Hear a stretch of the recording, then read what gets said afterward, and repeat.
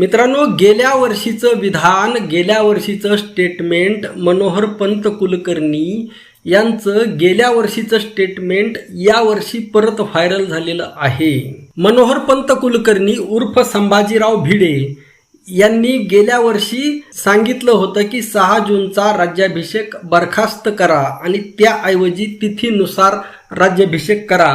आणि त्यावेळेस सुद्धा त्यांच्यावर प्रचंड अशी टीका झाली होती.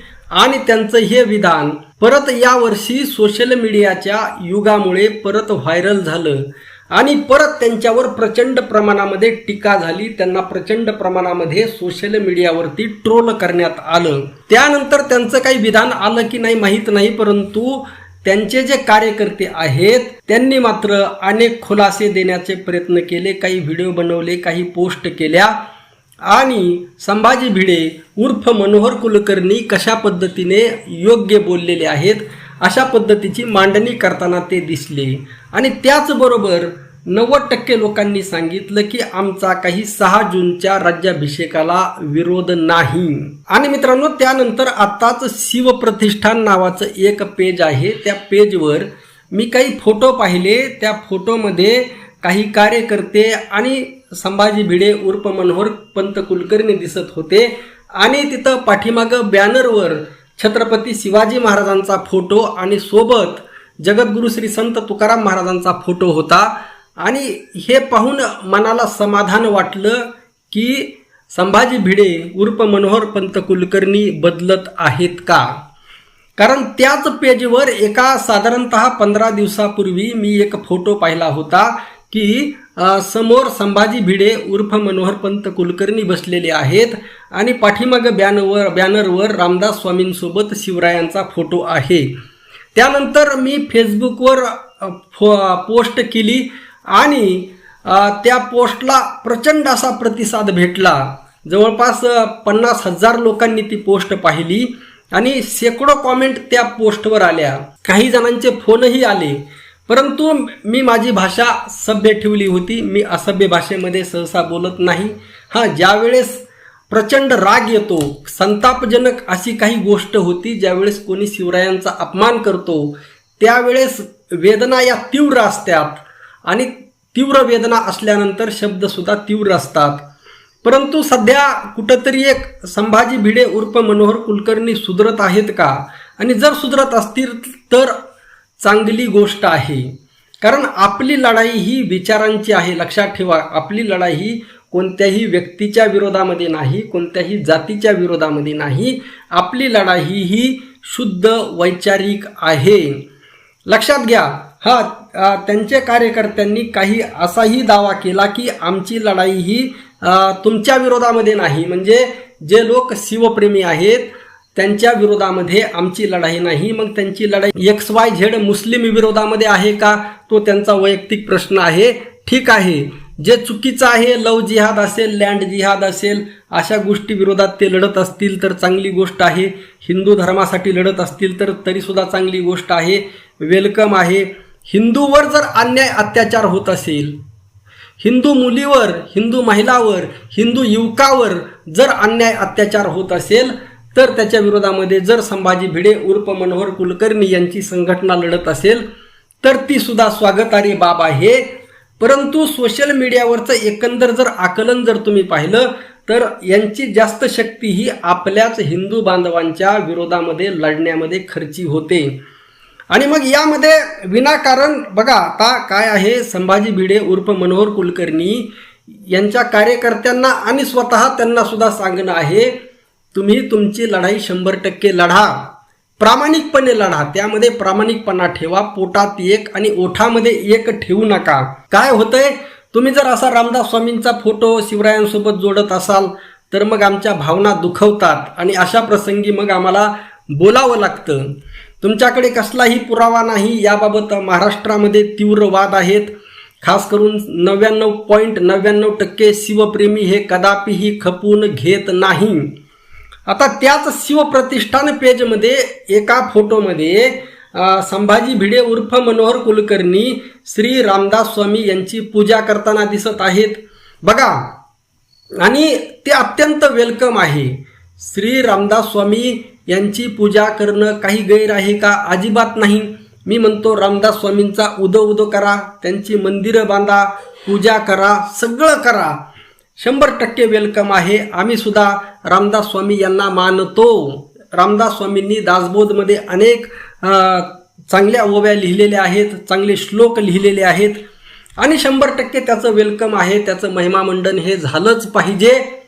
फक्त आमचा आक्षेप एवढाच आहे की तुम्ही विनाकारण त्याचा संबंध शिवरायांसोबत जोडू नका. एवढं जर केलं तर मग तुमच्यातला आणि आमच्यातला वाद काही राहतच नाही. ठीक आहे.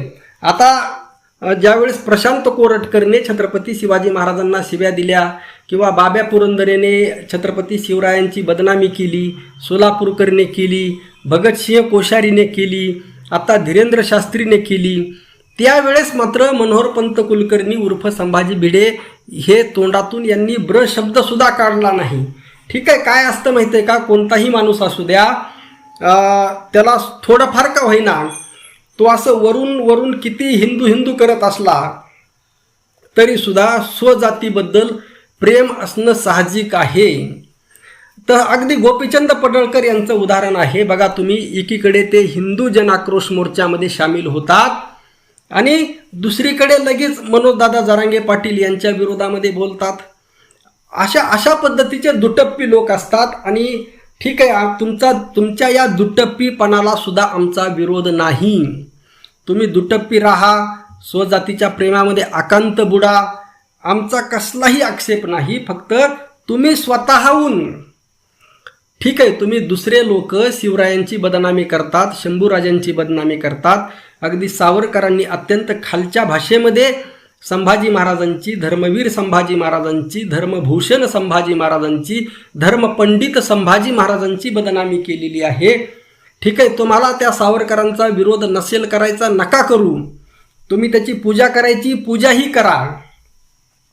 परंतु लक्षात ठेवा, तुम्ही स्वतःहून शिवरायांची बदनामी करू नका, एवढं आमचं म्हणणं आहे.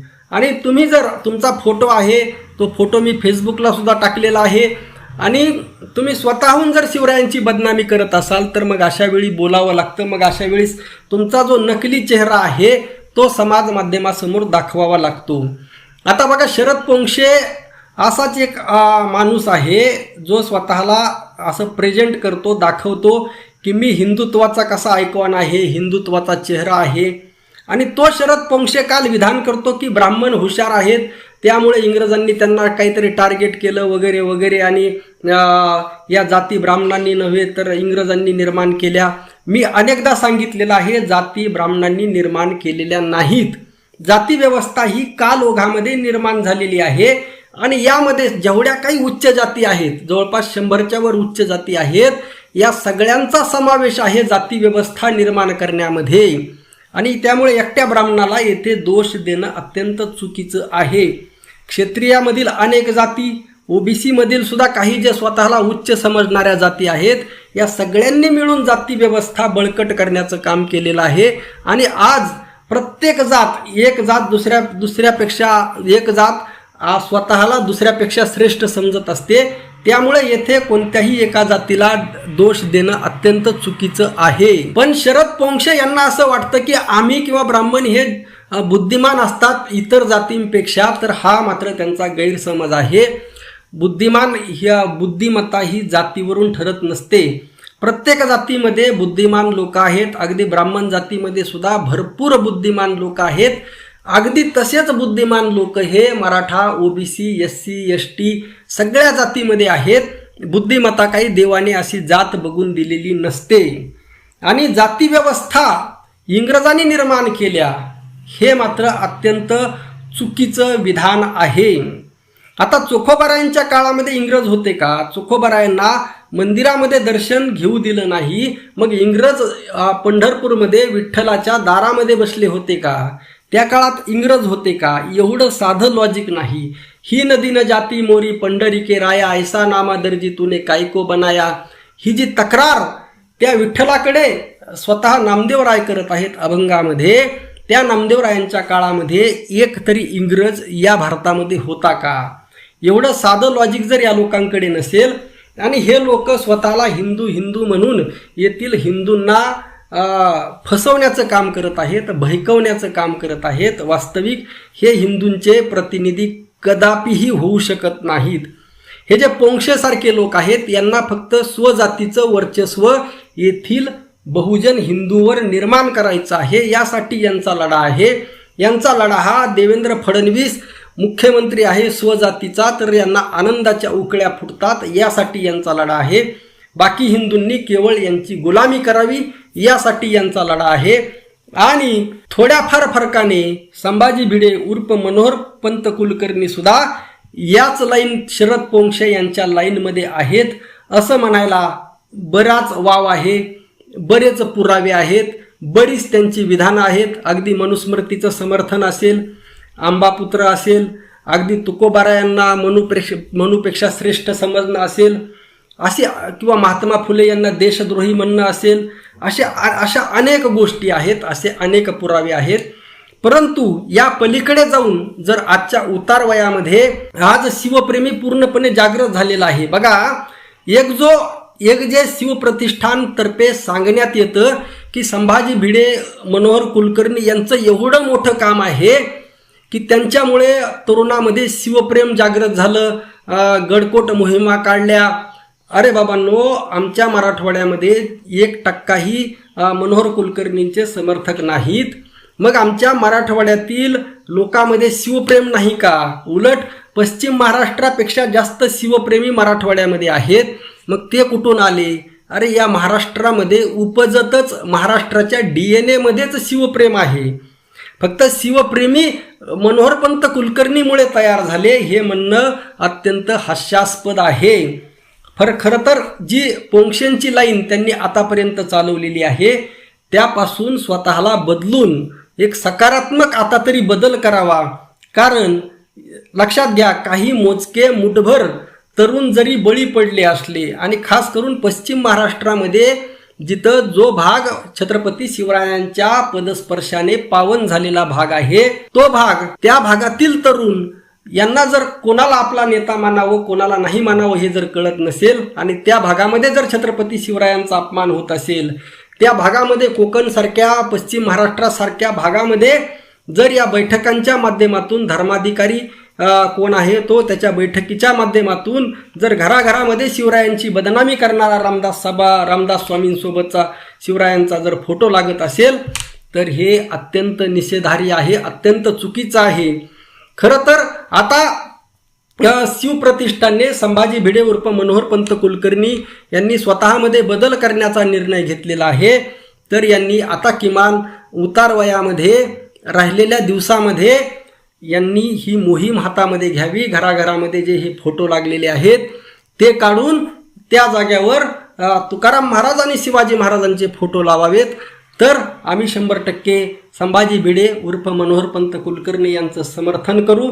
आणि बघा, त्यांनी ठरवायचं आहे की तुमचा इतिहास येणाऱ्या काळामध्ये माणूस कोणताही अमर नसतो. काही दिवसांनी तुम्ही जाणार आहात, आम्हीही जाणार आहोत, परंतु गेल्यानंतर तुमचा इतिहास कशा पद्धतीने लिहिला जाईल याचं भान जरी तुम्हाला आलं तरी सुद्धा चांगली गोष्ट आहे. आणि जर तुम्हाला खऱ्या अर्थाने हिंदू जर एक करायचं असेल, ही मोहीम मी जी सांगत आहे ती राबवा. आपलं मत नक्की कळवा. रामकृष्ण हरी. जय जगद्गुरू. जय शिवराय. जय भीम.